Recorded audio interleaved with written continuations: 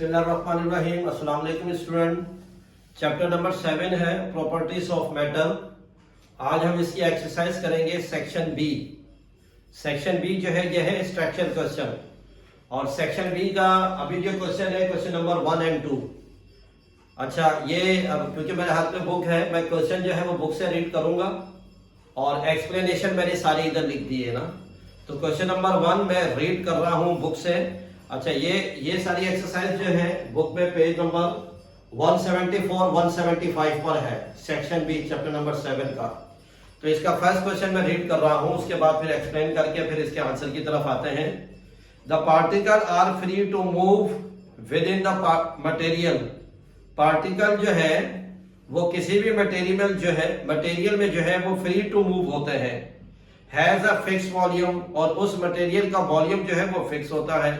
But takes up the shape of it container, लेकिन वो material जो है कंटेनर की शेप को इख्तियार कर लेता है। उस मटेरियल की शेप कंटेनर की शेप जैसी हो जाती है। विच state of matter is being described here. तो इधर जो है वो किस मैटर की बात कर रहा है, मैटर की किस स्टेट की बात कर रहा है। ये जो चीजें मैंने बताई है कि ऐसा मटेरियल या ऐसा मैटर जिसके मॉलिक्यूल्स फ्री भी मूव करें और उसका वॉल्यूम भी फिक्स हो, लेकिन वो अपनी शेप जो है वो कंटेनर की शेप जैसी कर ले। यानी जो कंटेनर की शेप है तो उस मैटर की शेप भी कंटेनर जैसी हो जाए। तो उसमें जो आंसर दिया हुआ है, answer A, liquid have a fix volume. क्योंकि लिक्विड जिस कंटेनर में है तो उस कंटेनर में लिक्विड का वॉल्यूम फिक्स होगा। But take the shape of their container, तो वो लिक्विड जो है वो कंटेनर की शेप जैसा हो जाएगा। जो कंटेनर की शेप होगी वही लिक्विड की शेप होगी। अब इसी का जो बी पार्ट है, इसका आंसर मैंने यहां लिखा हुआ है, पहले क्वेश्चन रीड कर लेते हैं। Right a similar description of the particle that makes up a solid. अब अभी जो ऊपर मैंने क्वेश्चन नंबर 1 रीड किया है, ये सारी की सारी सिमिलर डिस्क्रिप्शन जो है, अब ये कह रहा है कि सॉलिड के लिहाज से कैसे होंगी। ऊपर तो लिक्विड के लिहाज से लिखा हुआ था, अब ये सारा का सारा सॉलिड के लिहाज से कैसे होगा। तो सॉलिड के लिहाज से ये आंसर है, in a solid particles are closely packed. Solid के अंदर पार्टिकल जो है वो क्लोजली पैक होते हैं, और वो पार्टिकल जो है वो फिक्स पोजीशन पर होते हैं, और फिर they vibrate about their mean position. और वो सॉलिड के पार्टिकल जिस पोजीशन पर होते हैं उसी पोजीशन पर रहते हुए वाइब्रेट करते हैं, तो वो मीन पोजीशन कहलाएगी। But do not change their position, लेकिन वो पार्टिकल, सॉलिड के पार्टिकल अपनी पोजीशन को चेंज नहीं करते। अब स्टूडेंट इसका जो सी पार्ट है, write down any true properties of a solid. Solid की ट्रू प्रॉपर्टी जो है वो जो है लिखनी है हमने। तो ये आंसर सी है, solid have a fix shape and volume. Solid की शेप भी फिक्स होती है और सॉलिड का वॉल्यूम भी हमारे पास फिक्स होता है। फिर सेकंड इसकी प्रॉपर्टी है, सॉलिड आर रिजिड। सॉलिड का मतलब क्या है कि वो शेप जो हम अपनी फोर्स से भी चेंज ना कर सके, वो रिजिड बॉडी है। एंड मेंटेन देयर शेप, और अपनी शेप को वो मेंटेन रखती है। When removed from a container, अगर वो सॉलिड किसी कंटेनर में रखा हुआ है और कंटेनर से अगर निकालेंगे तो भी उसकी शेप जो है मेंटेन रहेगी और उसका वॉल्यूम भी मेंटेन रहेगा। तो ये हमारे पास क्या सॉलिड की टू प्रॉपर्टीज है। अब क्वेश्चन नंबर 2 है स्टूडेंट। क्वेश्चन नंबर 2 का जो ए पार्ट इसका आंसर लिखा हुआ है। अब क्वेश्चन नंबर 2 का जो ए पार्ट है इसका क्वेश्चन है, why the kinetic model of matter is called kinetic. Kinetic model of matter जो है इसको काइनेटिक क्यों कहते हैं। तो इसका आंसर है, kinetic model is called kinetic. जो काइनेटिक मॉडल ऑफ मैटर जो है उसको काइनेटिक इस वजह से कहते हैं क्योंकि it explain the behaviour of matter. क्योंकि इसके अंदर जो एक्सप्लेन किया गया है वो मैटर के बिहेवियर को एक्सप्लेन किया गया है in terms of motion of its particle. तो जिस मैटर की बात कर रहे हैं उस मैटर के बिहेवियर को एक्सप्लेन किया गया है। तो जब उसके बिहेवियर को एक्सप्लेन किया गया है, जब उस मैटर के बिहेवियर को स्टडी करते हैं तो हमें पता चलता है कि वो उस मैटर के जो मॉलिक्यूल्स या पार्टिकल जो है वो मूव कर रहे होते हैं, तो जिसकी वजह से हम क्या कहें, काइनेटिक मॉडल ऑफ मैटर को काइनेटिक कहते हैं, क्योंकि इसके अंदर मूवमेंट की स्टडी होती है। और इसी का जो बी पार्ट है क्वेश्चन नंबर 2 का, in which state of matter the molecules are widely separated. Matter की वो कौन सी स्टेट है जिसमें मॉलिक्यूल्स जो है वो दूर दूर होते हैं, अलग-अलग होते हैं, एक दूसरे के करीब नहीं होते। तो इसके अंदर लिखा हुआ है the state of matter that widely separated molecules in a gas. तो मैटर की जो स्टेट है हमारे पास गैस, इस गैस के जो मॉलिक्यूल्स हैं वो एक दूसरे से दूर होते हैं। तो ये हमारे पास क्वेश्चन नंबर 2 का जो है बी पार्ट आ गया। अब क्वेश्चन नंबर 2 का सी पार्ट है student, in which state of matter the molecules are most closely packed. अब वो मैटर की कौन सी स्टेट है जिसमें पार्टिकल जो है बहुत ज्यादा क्लोज होते हैं, तो वो लिखा हुआ है state of matter with the most closely packed molecules in a solid. तो हमारे पास मैटर की वो कौन सी स्टेट है, सॉलिड स्टेट है, जिसके अंदर पार्टिकल जो है वो एक दूसरे के करीब होते हैं, एक दूसरे के साथ पैक होते हैं, एक दूसरे के करीब होते हैं, जो ज्वाइन किए हुए होते हैं। फिर इसका जो डी पार्ट है स्टूडेंट क्वेश्चन नंबर 2 का, in which state of matter molecules can move freely at high speed. Matter की कौन सी स्टेट है जिसमें मॉलिक्यूल्स जो है वो स्पीडली मूव करते हैं, तो the state of matter where molecules can move freely at high speed in a gas. तो मैटर की जो स्टेट गैस है, गैस के मॉलिक्यूल जो है ये फ्रीली मूव कर रहे होते हैं और हाई स्पीड से मूव कर रहे होते हैं और रैंडमली मूव कर रहे होते हैं। तो इसका जो आंसर है वो किसके लिहाज से है, हमारे पास गैस के लिहाज से है। अब जो है अब है स्टूडेंट क्वेश्चन नंबर 3 जो है, इसका जो पार्ट ए है मैं बुक से रीड कर रहा हूं। क्वेश्चन नंबर 3 का ए पार्ट जो है, इसके अंदर लिखा है by using kinetic molecular theory. Kinetic molecular theory को यूज करते हुए एक्सप्लेन करना है, वो क्या करना है, why we can walk through air. Air mean gases, तो एयर में हम आसानी से क्यों वॉक कर सकते हैं, स्विम थ्रू वाटर, और वाटर में स्विम कैसे कर सकते हैं, but can not walk through a solid wall. लेकिन सॉलिड वॉल के ऊपर हम वॉक नहीं कर सकते, मूव नहीं कर सकते। उसकी क्या रीजन है, ये उसके आंसर लिखे हुए हैं। तो पार्ट ए जो है हमारे पास, इसका पहला है गैसेस से रिलेटेड बात कर रहा है, are far apart with weak intermolecular forces. Gas के जो मॉलिक्यूल्स हैं इसके बिटवीन डिस्टेंस ज्यादा होता है, जिसकी वजह से इसमें जो इंटरमॉलिक्यूलर फोर्स जो है वो वीक होती है, क्योंकि मॉलिक्यूल्स के डिस्टेंस की वजह से। फिर allowing easy movement of object, तो जिसकी वजह से ऑब्जेक्ट आसानी से एयर यानी कि गैसेस में मूव कर सकता है। तो उसके एग्जांपल इधर जैसे है वॉक, जो हम वॉकिंग करते हैं एयर में, गैसेस में, ये इसके पहले एग्जांपल है। फिर वाटर में किस तरीके से हम आसानी से स्विम कर सकते हैं, तो इसके अंदर लिखा हुआ पार्टिकल आर क्लोज। जो लिक्विड के पार्टिकल है वो क्लोज होते हैं, लेकिन but still able to slide past each other. लेकिन ये जो लिक्विड के मॉलिक्यूल्स हैं एक दूसरे के ऊपर आसानी से स्लाइड कर जाते हैं और एक दूसरे के बिटवीन डिस्टेंस भी होता है, तो जिसकी वजह से आसानी से लिक्विड में, वाटर में आसानी से स्विम किया जा सकता है। अब आ रहा है सॉलिड के लिहाज से कि जो वॉल है इसके ऊपर जो है मूव नहीं कर सकते। उसकी वजह क्या है, particle tightly pack with strong intermolecular force. जब हम सॉलिड की बात करते हैं तो सॉलिड के पार्टिकल की जो इंटरमॉलिक्यूलर फोर्स है वो बहुत ज्यादा स्ट्रॉन्ग होती है, मेकिंग इट रिजिड, और वो उसको क्या बनाती है, रिजिड बनाती है। तो जिसकी वजह से कोई गैप नहीं होता, तो उस पर हमारा चलना जो है वो मुश्किल हो जाता है। ये तो था इसका पार्ट ए। और इसी का क्वेश्चन नंबर 3 का जो बी पार्ट है, इसका क्वेश्चन है in which state of matter do the molecules have minimum kinetic energy.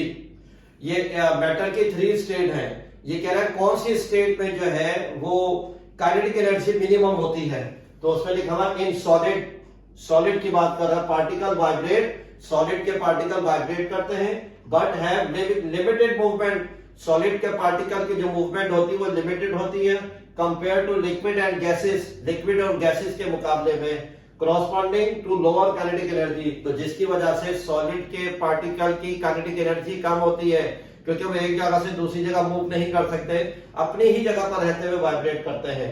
फिर इसका जो सी पार्ट है क्वेश्चन नंबर 3 का, विच state of matter is highly incompressible, matter की कौन सी स्टेट है जो इनकम्प्रेसिबल है, तो उसके अंदर सी पार्ट है, the solid state is highly incompressible due to closely packed particle.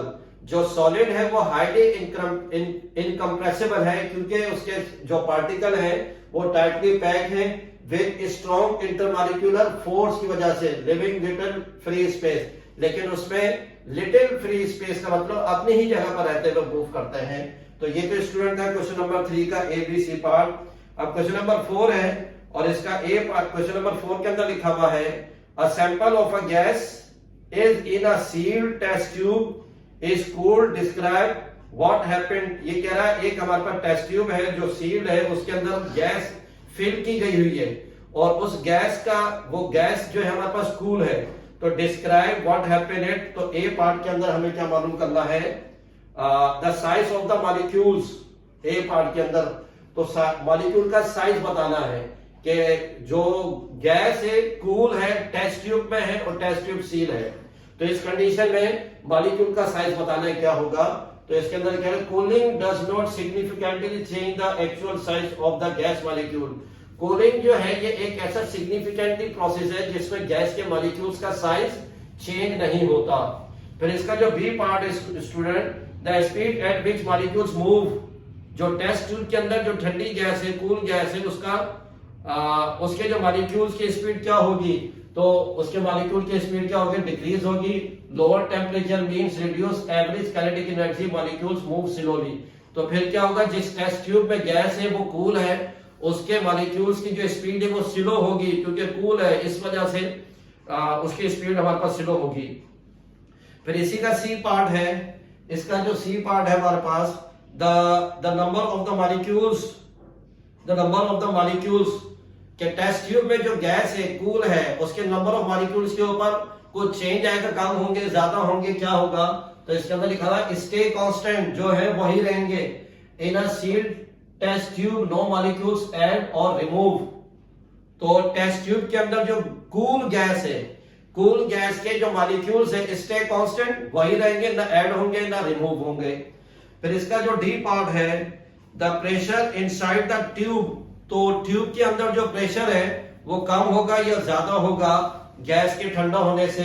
तो इसका जो डी पार्ट है, डिक्रीज होगा, द प्रेशर जो है वो डिक्रीज होगा, कैसे, with reduce molecular speed from cooling and constant volume pressure. अब क्योंकि टेस्ट ट्यूब में जो गैस है वो हमारे पास कूल है, तो उसका प्रेशर जो है वो रिड्यूस होगा, उसका प्रेशर रिड्यूस होगा क्योंकि वो उसका टेम्परेचर जो है वो उसका जो है कूल है वो टेम्परेचर उसका। फिर ई पार्ट में the state of the gas, state of the gas E part में है, the state of the gas में चेंज, गैस की स्पीड चेंज हो सकती है। टेस्ट ट्यूब में जो गैस है कूल है, क्या वो गैस अपनी स्टेट पे रहेगी, अपने स्टेट को चेंज कर सकती है। तो इसमें क्या मेक चेंज हो सकती है, लेकिन कैसे, इफ कूल्ड इनफ, अगर वो बहुत ज्यादा ठंडी है, the gas could condense into liquid, तो गैस क्या होगा, वो लिक्विड में हो जाएगा। फेस चेंज, तो ये फेस चेंज हो जाएगा गैस टू लिक्विड। फिर आगे लिखा otherwise it remains gas but it lower energy. Otherwise क्या है कि ये गैस रहेगी अपने लोअर एनर्जी के साथ। नंबर 5 जो है इसको बुक से रीड कर रहा हूं, an inflated car tyre is considered to have a constant volume. एक कार जो है उसके टायर का जो वॉल्यूम है वो कांस्टेंट है, regardless of any change in temperature और प्रेशर, या यहां तक कि उसका टेम्परेचर और प्रेशर चेंज हो या ना हो तो भी इसका जो है वो वॉल्यूम जो है टायर का वो कांस्टेंट रहेगा। फिर आगे हमने जो इसका आंसर देने हैं, ए बी सी पार्ट के जो आंसर देने हैं वो किस लिहाज से देने वो ये बता रहा है। Use the kinetic molecular theory, हमने काइनेटिक मॉलिक्यूलर थ्योरी को यूज करना है of gases to answer the following. अब पार्ट ए के अंदर कह रहा है, how does air in the tyre exert a pressure on the wall of the tyre. अब टायर के वॉल के ऊपर प्रेशर किस तरीके से एक्सर्ट हो रहा है, उसका आंसर ये पार्ट ए में लिखा हुआ है।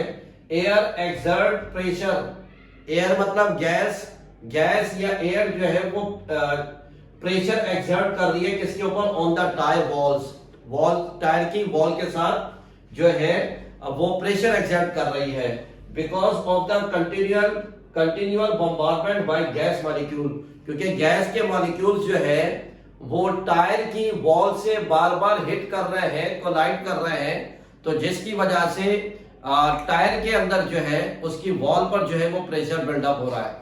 ये तो आगे ए पार्ट। अब इसका बी पार्ट है, क्वेश्चन नंबर 5 का जो बी पार्ट है, इसके अंदर लिखा हुआ है why is the pressure the same at all points on the inside wall of the tyre. अब ये कह रहा है जो होल टायर है, होल टायर यानी कि पूरा जो टायर है, उस टायर का जो इनसाइड वॉल है, उन इनसाइड वॉल के ऊपर जो प्रेशर है वो किस तरीके से सेम हो रहा है, तो वो उसका पार्ट हमें दिया हुआ है। इसका B part, random and uniform motion, gas के मॉलिक्यूल्स की जो मूवमेंट होती है वो रैंडम होती है और यूनिफॉर्मली होती है, यानी कि east west north south up और डाउनवर्ड, जिस डायरेक्शन में भी जाएगा, एक तो रैंडमली डायरेक्शन है और जिस डायरेक्शन में जा रहा है वो यूनिफॉर्म डायरेक्शन में जा रहा है, यानी कि यूनिफॉर्मली वो डिस्ट्रीब्यूट हो रहा है molecules of molecule collision in all direction. तो फिर क्या हो रहा है, जो मॉलिक्यूल सारी डायरेक्शन में जा रहा है वो कोलिजन कर रहा है, the pressure in the same at all points on the inside wall of the tyre, और वो मॉलिक्यूल्स रैंडमली मूव कर रहा है और जो है यूनिफॉर्म स्पीड से मूव कर रहा है। तो इस सूरत में क्या होगा, वो टायर की इनसाइड वॉल से आके हिट करेंगे, तो जिसकी वजह से हमारे पास जो प्रेशर है वो सेम होगा, टायर के हर पॉइंट के ऊपर जो प्रेशर हमारे पास सेम होगा।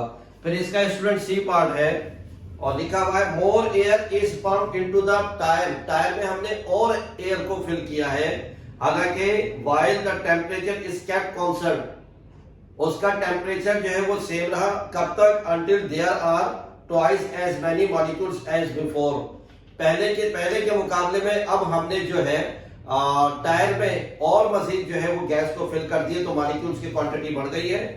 Explain why you would expect the pressure to be double, तो आपने अज्यूम करना है कि प्रेशर किस तरीके से डबल होगा, उसका आंसर देना है। तो ये इसका आंसर लिखा हुआ है, number of collision per unit area on walls, wall किसकी, टायर की, टायर का जो इनसाइड एरिया है, टायर का जो अंदर वाला एरिया है उसको हम कह रहे हैं वॉल। अब उस वॉल के यूनिट एरिया पर मॉलिक्यूल्स टकरा रहे हैं। फिर आगे कह रहा है since there are twice as many molecules hitting the same area, अब क्या होगा, जब एयर हमने और भर दी उस टायर के अंदर, तो फिर क्या होगा, टायर का वही यूनिट एरिया अब उसके ऊपर जो है मॉलिक्यूल्स जो है वो डबल जाकर हिट करेंगे।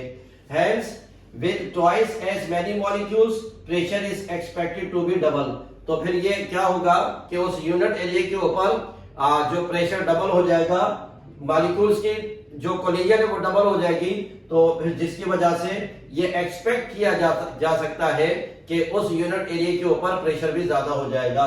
अब student question number 6, describe the following, इसका ए पार्ट है, what happened to the motion of the molecules of a gas when it cool down, यानी कि जब गैस के मॉलिक्यूल्स जो है वो कूल डाउन होंगे, कूल डाउन होने से उसका इफेक्ट क्या होगा, तो वो आगे लिखा हुआ है आंसर पार्ट ए का, when a gas cool down, जब गैस कूल डाउन हो जाएगी यानी कि हीट से वो कूल डाउन की तरफ आएगी, the molecules lose kinetic energy, तो फिर क्या होगा कि जब ठंडी गैस होगी तो उस ठंडी गैस की जो मॉलिक्यूल्स हैं उसके काइनेटिक एनर्जी जो है कम होगी, and there motion slow down, और उसकी मूवमेंट भी स्लो डाउन हो जाएगी। एज द टेम्परेचर डिक्रीज, फिर उसका टेम्परेचर भी डिक्रीज होगा, the average speed of the gas molecules decrease, तो गैस के मॉलिक्यूल्स की जो एवरेज स्पीड है वो सारी की सारी डिक्रीज होगी, leading to fewer and less energetic collision, तो फिर क्या होगा, एनर्जेटिक कोलिजन भी जो है वो कम होती चली जाएगी, क्योंकि टेम्परेचर कम हो रहा है, उसका इफेक्ट हमारे पास कम हो रहा है।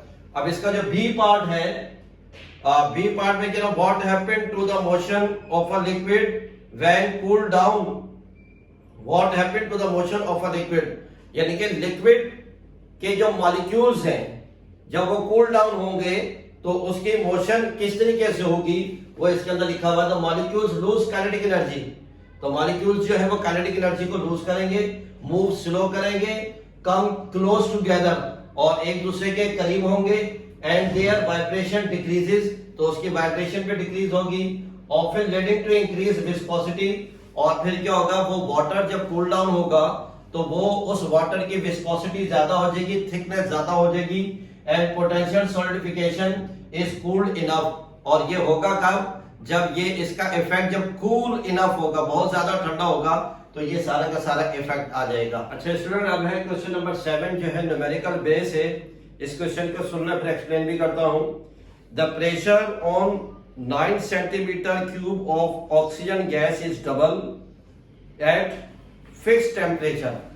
ऑक्सीजन गैस जो है उसका हमारे पास इनिशियल वॉल्यूम गिवन है 9 सेंटीमीटर क्यूब, ये हमारे पास है V1 की वैल्यू, और प्रेशर इसके ऊपर हम प्रेशर को डबल करेंगे, लेकिन प्रेशर को डबल करने से पहले जो इसका पहले वाला प्रेशर था उसकी वैल्यू हमारे पास गिवन नहीं है, तो उसको हम लेट करेंगे P1 इक्वल टू P, और V1 हमारे पास गिवन है वो है 9 सेंटीमीटर क्यूब। अब 9 सेंटीमीटर क्यूब के वॉल्यूम पर हम प्रेशर को डबल कर देंगे, वो होगा हमारे पास P2, और P2 बन जाएगा हमारे पास किसके बराबर हो जाएगा, 2P के। जब 9 सेंटीमीटर क्यूब पर प्रेशर डबल हो जाएगा तो इसके ऊपर जो वॉल्यूम आएगा वो वॉल्यूम कितना होगा, वो वॉल्यूम हमें फाइंड करना है, और इस दौरान इस पूरे सिस्टम में टेम्परेचर हमारे पास कांस्टेंट रहेगा। तो इसका जो डेटा बनेगा स्टूडेंट वो हमारे पास है P1 equal to P1 equal to P, और फिर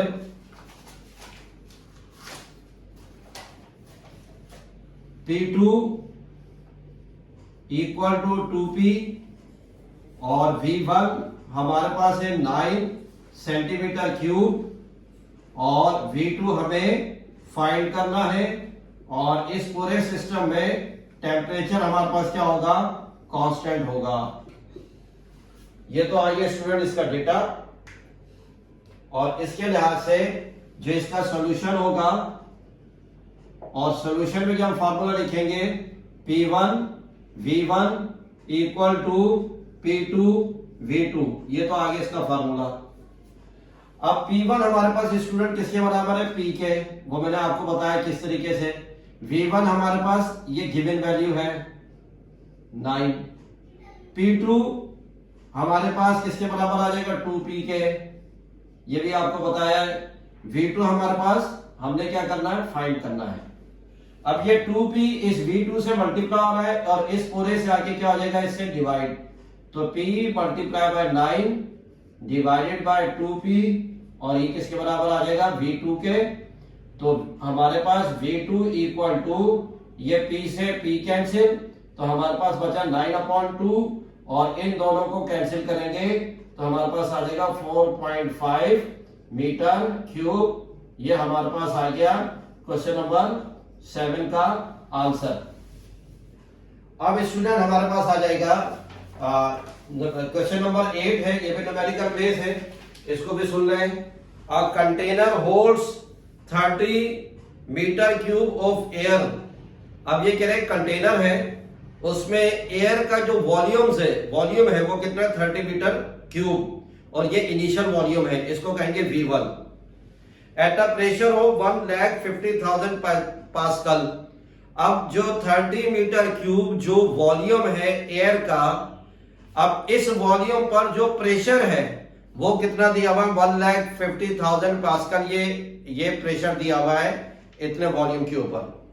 फिर आगे कह रहा है if the volume change to 10 metre cube by decreasing load on the piston.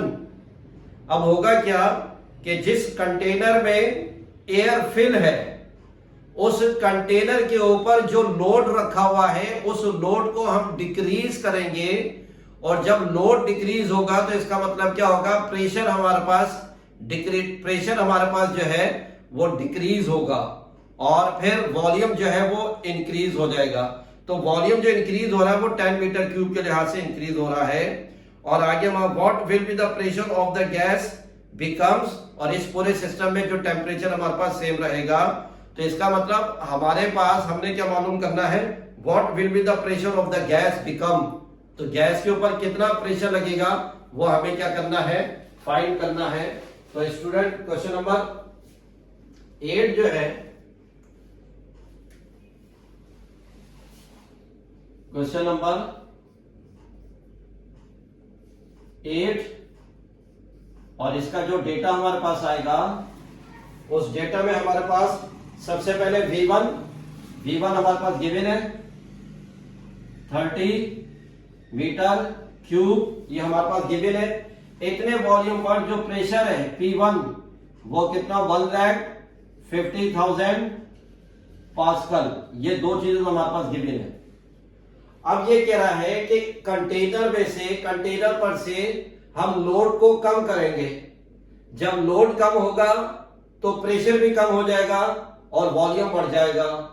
तो अब हमें क्या मालूम करना है इसके अंदर कि चेंज, एक तो हमें पता है कि चेंज इन वॉल्यूम में जो चेंज आया वो कितना आया 10 मीटर क्यूब, ये हमारे पास वॉल्यूम में चेंज आया है लोड के डिक्रीज करने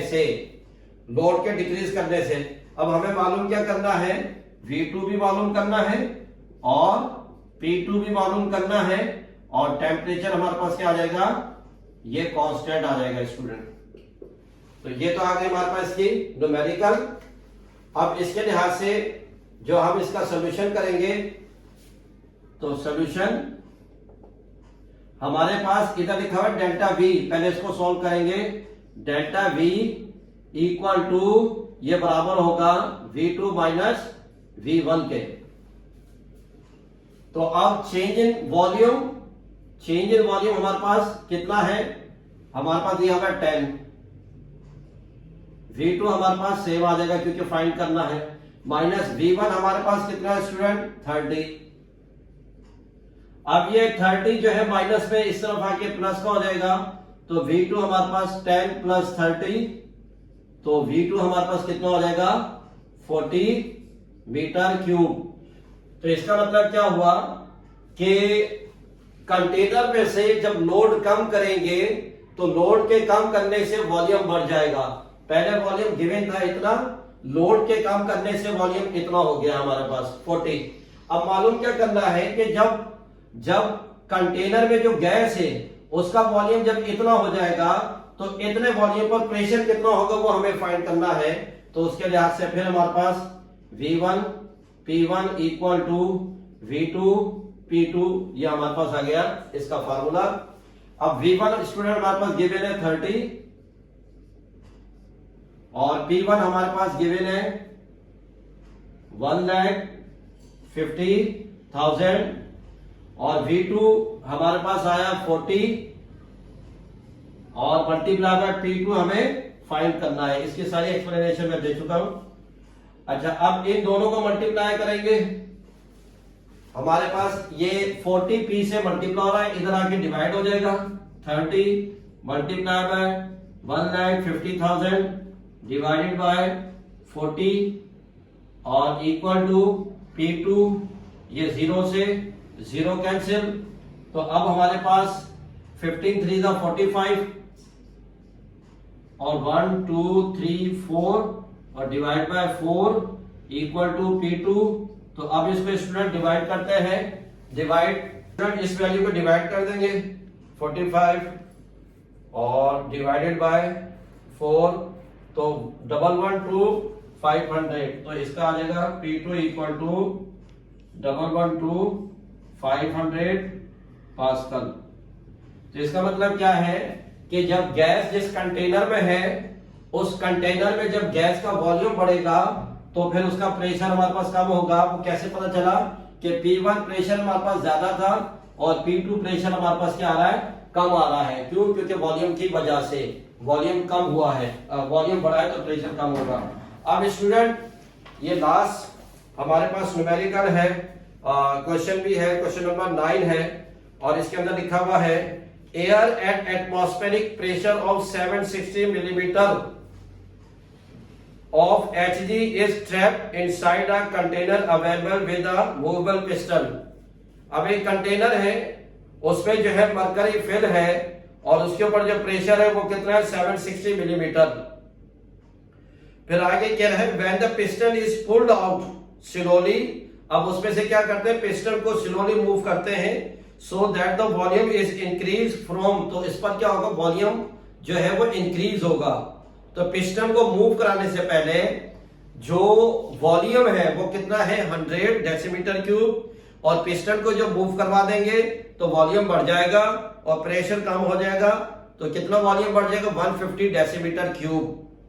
फिर आगे कह रहा है द टेम्परेचर रिमेनिंग कांस्टेंट, इसमें टेम्परेचर कांस्टेंट रहेगा। What will be the pressure of air becomes, तो एयर के ऊपर कितना प्रेशर होगा वो हमें फाइंड करना है। तो इसका स्टूडेंट जो डेटा आएगा क्वेश्चन नंबर 9 का, क्वेश्चन नंबर 9, और इसका जो डेटा हमारे पास है P1 हमारे पास है 760 मिलीमीटर। ये जो कंटेनर में मरकरी है उसमें जो उसका प्रेशर है वो हमारे पास इतना है, और फिर इनिशियल वॉल्यूम जो है इसका वो कितना दिया हुआ है 100 डेसीमीटर क्यूब। और फिर पिस्टन पर कंटेनर पर से जब लोड कम कर देंगे तो वॉल्यूम बढ़ जाएगा, वॉल्यूम कितना हो जाएगा 150 डेसीमीटर क्यूब। अब जब वॉल्यूम बढ़ जाएगा तो प्रेशर कितना होगा वो हमें फाइंड करना है। तो ये तो आगे इसका डेटा। अब इसका सॉल्यूशन होगा। सॉल्यूशन में स्टूडेंट हमारे पास है solution P1 V1 equal to P2 V2। तो हमारे पास अब P1 स्टूडेंट हमारे पास है 760 मल्टीप्लाई बाय V1 हमारे पास है 100 और P2 हमने फाइंड करना है, और V2 हमारे पास है 150। अब ये 150 P2 से मल्टीप्लाई हो रहा है, इधर आके डिवाइड हो जाएगा। 760 multiply by 100 divide by 150 equal to P2 760। अच्छा, यहां तक तो स्टूडेंट ये वैल्यूज हो गई। इसको अब जरा कैलकुलेट कर लेते हैं, और वो हमारे पास मल्टीप्लाई डिवाइड कर लेते हैं इसको। 760 मल्टीप्लाई बाय 100 डिवाइडेड बाय 150, तो ये आ रहा 506। प्रेशर आ रहा है हमारे पास 506.6, ये हमारे पास क्या आ जाएगा पास्कल। तो ये स्टूडेंट न्यूमेरिकल नंबर 7, 8, 9, यहां तक आपका जो है चैप्टर नंबर 7 का ये पूरा सेक्शन बी हो गया है। इस वीडियो को स्टार्टिंग से एंड तक लाजमी देखिएगा ताकि आपको ये समझ में आए, और इसको आप पूरा फेयर कर लीजिएगा। अस्सलाम वालेकुम।